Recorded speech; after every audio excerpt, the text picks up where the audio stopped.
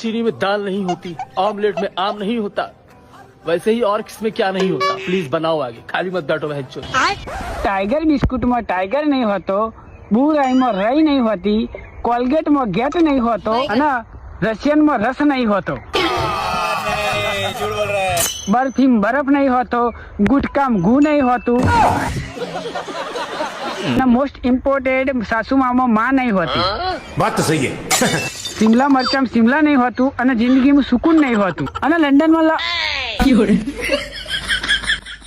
क्या कहना क्या चाह रहे हैं भाई आप? ये जवा दो, હવે થોડું અશ્લીલ થઈ જાય, લોબુ થઈ જાય, એટલે એને જવા દો। અને મોસ્ટ ઇમ્પોર્ટન્ટ એ છે કે એક દિવસે તારા બાપે 10 રૂપિયા ખર્ચો કર્યો હોત તો આજે તું ના હોત। મારા ઇન્સ્ટાગ્રામ ના ભડવા ચડી આવા છે, એ જ નહીં ખબર પડતી। ઇન્સ્ટાગ્રામ ની અઘરી નો ઓટો।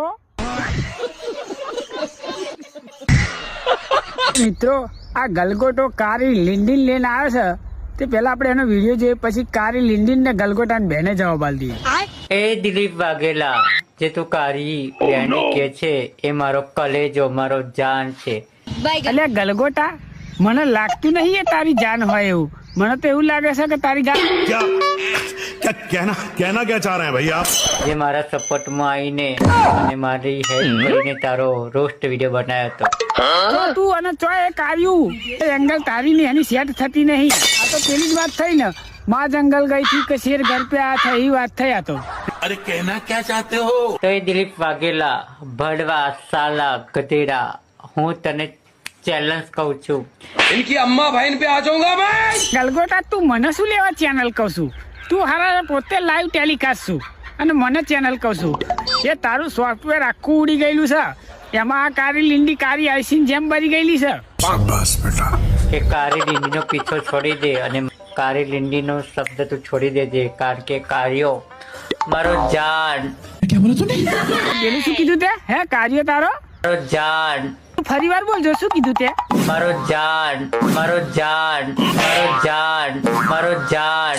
મને એવું જ લાગે છે એ કાર્ય તારી જા હોય એવું જ લાગે છે। તો મિત્રો, આ માર્કેટમાં હે ને ગલગોટાનો વર્ઝન બધા બહુ ફરતો થઈ ગયો છે, તો બીજી એક વર્ઝન આવી રહ્યું, એને આપણે જોઈ લઈએ થોડુંક। પૂછે બધાને, તમે તો એટલું ગલત કોમેન્ટ કરો, એટલું ગલત કોમેન્ટ કરો, તો જો આજ મારે તળામાં આવું પડેલું હતું તમારા માટે, કેમ કે પછી તમે ગલત કોમેન્ટ કરો। હેલો દોસ્તો, ઓહો, આવો પધારો, તમારી જ કમી હતી અહીં ગાડી, એક તમે જ રહી ગયા, ખાલી તમે આવી જાવ વલા। ये फंस गया।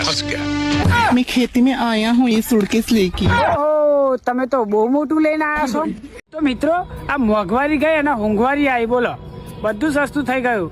હમણાં આ ખજૂરભાઈ અને કીર્તિબેન પટેલ બેના ઝઘડામાં આપણને જાણવા મળ્યું કે 4.5 લાખમાં તો પાકું મકાન થઈ જાય।